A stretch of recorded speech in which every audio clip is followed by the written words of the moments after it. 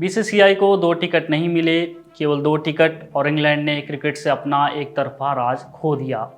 इन 2 ticket से ही cricket के field में भारत के डोमिनेंस की कहानी शुरू हुई। 1983 का क्रिकेट विश्व कप, जिसे 1983 प्रूडेंशियल वर्ल्ड कप के नाम से जाना जाता है, तब के बीसीसीआई प्रेसिडेंट और इंदिरा गांधी सरकार में मंत्री एनकेपी साल्वे ने लॉर्ड्स के फाइनल मैच के लिए 2 एक्स्ट्रा टिकट मांगे थे। भारत और वेस्टइंडीज का फाइनल मुकाबला यह पहली बार था जब भारत विश्व कप के फाइनल में पहुंचा था, लेकिन साल्वे को वो 2 टिकट नहीं दिए गए थे। आज हम जिस इंग्लैंड क्रिकेट बोर्ड को जानते हैं वो पहले मार्लेबन क्रिकेट क्लब हुआ करता था। तब एमसीसी का चेयरमैन ऑटोमेटिकली आईसीसी का चेयरमैन बन जाता था। एमसीसी तब बहुत ताकतवर बोर्ड था। एमसीसी के पास पहले से ही रिजर्व सीट रहती थी। 25 जून 1983 के दिन भी थी। एमसीसी के कई लोग उस दिन मैच देखने नहीं आए थे क्योंकि इंग्लैंड फाइनल में नहीं था, सीटें खाली थी। बावजूद बीसीसीआई प्रेसिडेंट साल्वे को 2 एक्स्ट्रा टिकट नहीं दिए गए। उस दिन साल्वे ने तय कर लिया था कि आईसीसी विश्व कप को इंग्लैंड से बाहर ले जाना होगा। फिर क्या था, साल्वे अपने काम पर लग गए। विश्व कप हम जीत चुके थे।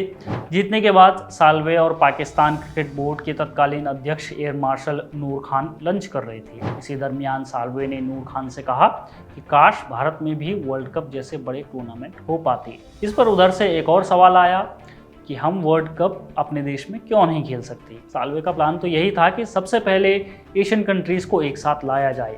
उन्हें वह मौका मिल गया और उन्होंने नूर खान से कहा कि अगर भारत और पाकिस्तान मिलकर अगले वर्ल्ड कप का आयोजन करे तो कैसा रहेगा। फिर क्या था, भारत पाकिस्तान इस मामले में एक साथ आ गए और साथ में आया श्रीलंका भी।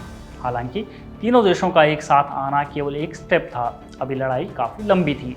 आईसीसी को इसके लिए मनाना बहुत मुश्किल काम था क्योंकि उस समय तक वर्ल्ड कप कभी भी इंग्लैंड से बाहर नहीं हुआ था और आईसीसी ने इंग्लैंड और ऑस्ट्रेलिया को वीटो पावर दी हुई थी, यानी वो भारत के किसी भी प्लान को एक क्षण में खत्म करने की ताकत रखते थे। खैर, साल्वे की पहल पर सबसे पहले बीसीसीआई और पीसीबी की एक संयुक्त समिति बनी। साल्वे को समिति का अध्यक्ष बनाया गया। यहाँ से साल्वे ने अपने पत्ते खोलने शुरू किए। आईसीसी में वोट जुटाना एक बड़ी चुनौती थी। इसके लिए सबसे पहले एशियन क्रिकेट काउंसिल बनी। 1983 में आगामी एशिया कप के लिए लाहौर और दिल्ली में बैठकें हो रही थी। इन्हीं बैठकों में वर्ल्ड कप के लिए भी तैयारी हो रही थी। लाहौर मीटिंग के बाद भारत ने वर्ल्ड कप को इंग्लैंड से बाहर निकालने के लिए एक बुनियादी योजना बना ली थी। आईसीसी के सदस्य के तौर पर उस समय 28 देश शामिल थे। इनमें से केवल 7 देश टेस्ट क्रिकेट खेलते थे, बाकी 21 देशों को टेस्ट टीम का दर्जा नहीं दिया गया था। बीसीसीआई प्रेसिडेंट साल्वे ने एक बड़ा दांव खेला कि भारत टेस्ट खेलने और टेस्ट ना खेलने वाले देशों को इंग्लैंड से ज़्यादा गारंटी मनी देगा, तकरीबन 4 से 5 गुना ज़्यादा। फिर क्या था, इस खबर से आईसीसी में खलबली मच गई। इंग्लैंड भी कई तरह के हथकंडे अपनाने लगा ताकि विश्व कप भारत या एशियन रीजन में ना हो। उदाहरण के तौर पर इंग्लैंड का कहना था कि इंडियन सब कॉन्टिनेंट में दिन लंबे नहीं होने के कारण 60 ओवर के मैच नहीं हो पाएंगे। इस पर एशियाई देशों ने दलील दी कि वर्ल्ड कप में मैच 60 ओवर के बजाय 50 ओवर के हो सकते हैं। 50 ओवर के मैच में सहमति बन भी गई, लेकिन इंग्लैंड ने विरोध जारी रखा। ब्रॉडकास्टिंग, कैमरा और ट्रैवलिंग को लेकर भी इंग्लैंड ने कई सवाल उठाए। इन सभी सवालों के जवाब साल्वे ने बराबर दिए। मसलन खिलाड़ियों के ट्रैवलिंग को लेकर साल्वे ने कहा कि मैच के हिसाब से फ्लाइट्स की रीशेड्यूलिंग के लिए मंजूरी मिल गई है। ऑस्ट्रेलिया के साथ भी एक डील हुई कि अगर वो अभी हमारा साथ दे देता है तो 1992 का वर्ल्ड कप ऑस्ट्रेलिया को दिलाने में एशियाई देश उसका साथ देंगे। इस पर ऑस्ट्रेलिया मान भी गया। हालांकि उसकी ये शर्त थी कि अगर वोटिंग हुई तो वह इंग्लैंड के खिलाफ वोट नहीं देगा। बहरहाल बाद में वोटिंग हुई और वर्ल्ड कप 1987 की मेजबानी भारत और पाकिस्तान को मिल गई।